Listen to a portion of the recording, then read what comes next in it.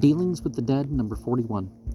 My attention was arrested a day or two since by a memorial referred to in the Atlas from the owner of the land famous in Revolutionary history as the birthplace of Liberty Tree, and especially by a suggestion which quadrates entirely with my notions of the fitness of things. If I were a demomillionaire, I should delight to raise a monument upon that consecrated spot. It should be a simple colossal shaft of Massachusetts granite surmounted with the cap of liberty. I would not inscribe one syllable upon it, but if any gray-headed Boston boy, born here within the limits of the old peninsula, should be moved by the spirit to write below, Hac alim meminis juvabit, I should not deem that act any interference with my original purpose. What days and nights those were. 1765. Then the man who has now passed on to 94 was the boy of 10. How perfectly the tablet of memory retains those impressions made by the pressure of great events when the wax was soft and warm. It is quite common with the present generation, at least, to connect the origin of Liberty Tree with 1775 to 1776. This is an error.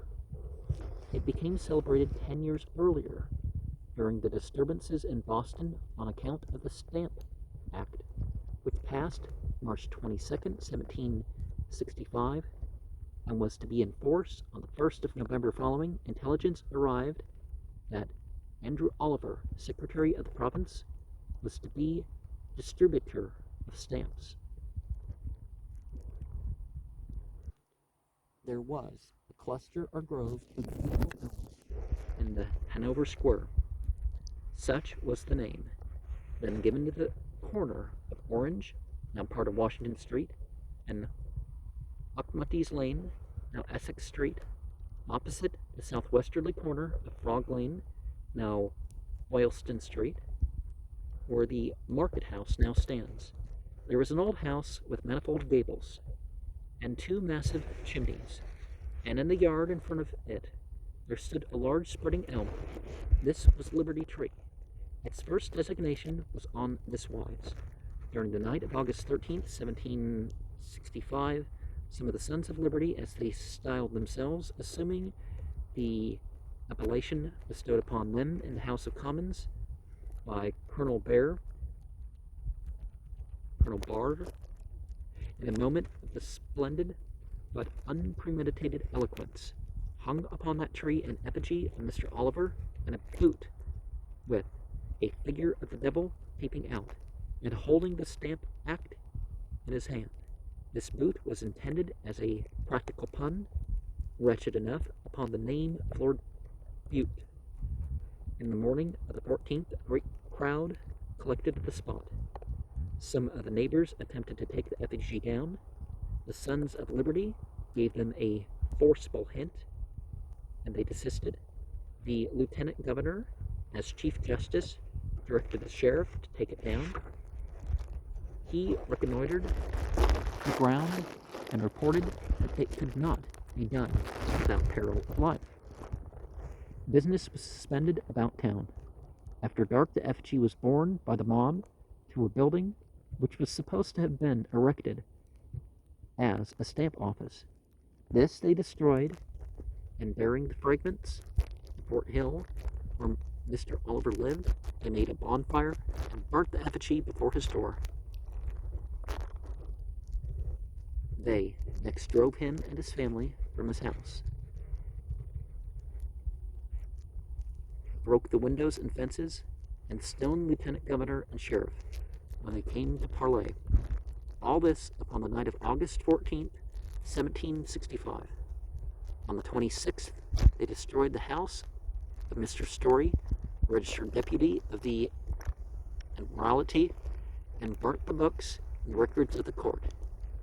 They then served the house of Mr. Hollowell, contractor of the customs, in a similar manner. plundering and carrying away money and chattels.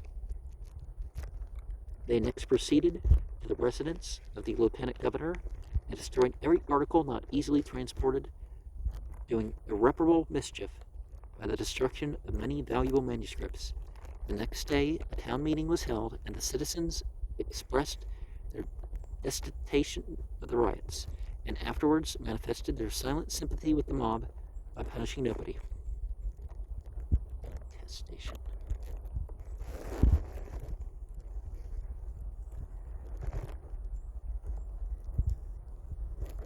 November 1st, 1765, the day when the Stamp Act came into force, the bells were muffled and tolled.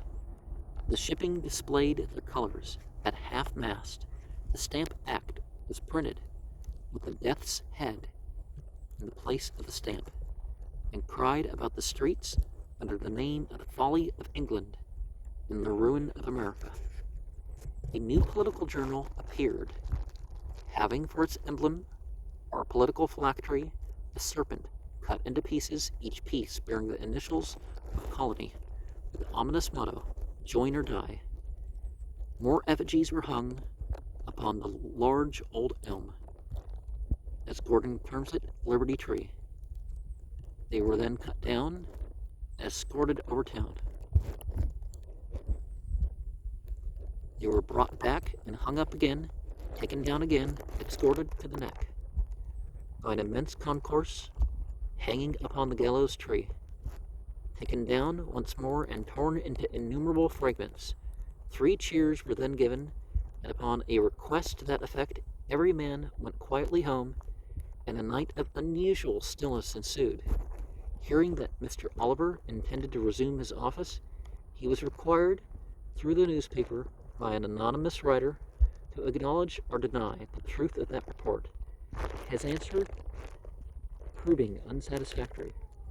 He received a requisition, November 16th, to appear tomorrow under Liberty Tree to make a public resignation.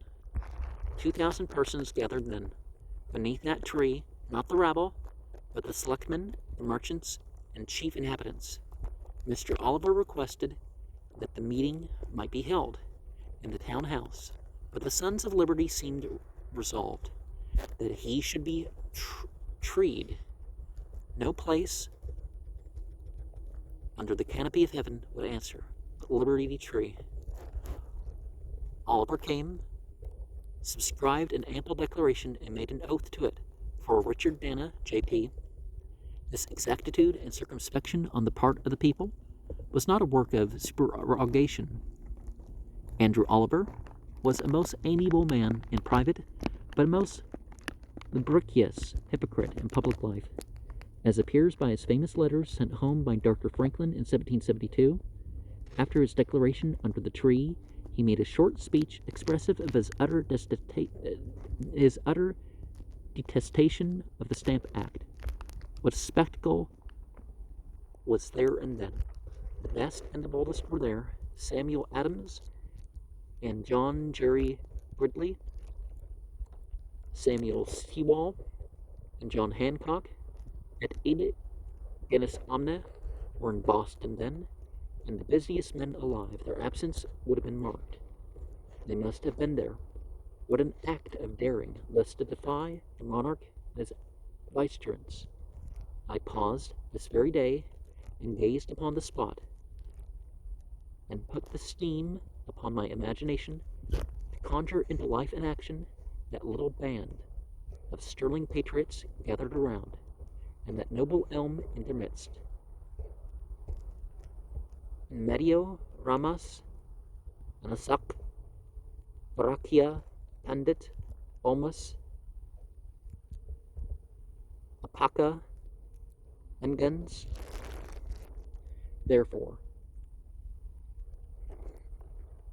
henceforward, the Sons of Liberty seem to have taken the tree under special protection.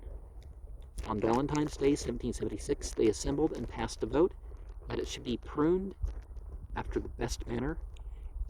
It is well, certainly now and then, to lop off some rank, disorderly shoots of licentiousness, that will sometimes appear upon Liberty Tree. It was pruned accordingly by a party of volunteer carpenters under the direction of a gentleman of skill and judgment in such matters. News of the repeal of the Stamp Act arrived in Boston May 16th, 1766. The bells rang merrily, and the cannon were unlimbered around Liberty Tree, and bellowed for joy. The tree, so skillfully pruned in February, must have presented a beautiful appearance burgeoning forth in the middle of May, which is sort of a connection to the fact that tying stuff to trees and doing stuff to trees at the cross quarter of February was connected to physical reasons for stuff with trees, right? The 19th of May was appointed for a merrymaking. At 1 in the morning, the bell of the Hollis Street Church, says a zealous writer of that day, began to ring, sua sponte, no doubt. The slumbers of the pastor, Dr. Biles, were disturbed, of course, for he was a Tory, though a very pleasant Tory after all. Christ Church replied, with its royal peal from the north, and God save the King, rang pleasantly again in colonial ears. The universal joy was expressed in all those unphilosophical ways enumerated by Pope, with gun, drum, trumpet, blunderbuss, and thunder. Liberty Tree was hung with various colors. Fireworks and illuminations succeeded. Governor Hancock treated the people with a pipe of Madeira, and the Sons of Liberty raised a pyramid upon the common with 280 lamps. I wonder why the number 280. At 12 o'clock midnight, a drum upon the commons beat the tattoo, and men, women, and children retired to their homes in the most perfect order. Verily, a soberness had come over the spirit of their dreams, and method into their madness. On the evening of the 20th of May, it was resolved to have a festival of lanterns.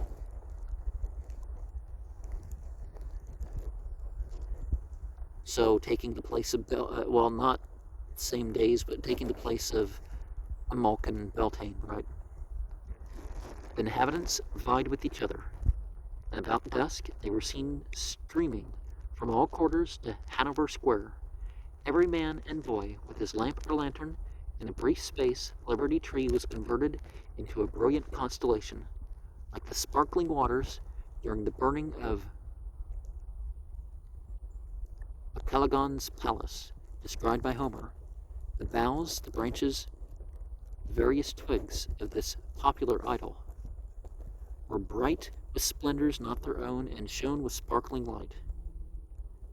It appears by the journals of that day, from which most of these particulars are gathered, that our fathers, but inimitable, top gallant fellows they were, took a pleasant fancy into their heads. If these lamps would shed a brighter luster, if the poor debtors in jail could join the general joy under the Liberty Tree. Accordingly, they made up a purse and paid the debts of them all. There was a general jail delivery of the poor debtors for very joy. Well, a Boston boy of the old school was a noble animal, how easily held by the heartstrings, with how much difficulty by the head or the tail. An antiquarian friend, to whom I am already under sundry obligations, has obligingly loaned me an interesting document in connection with the subject of Liberty Tree, under whose shade I propose to linger a little longer.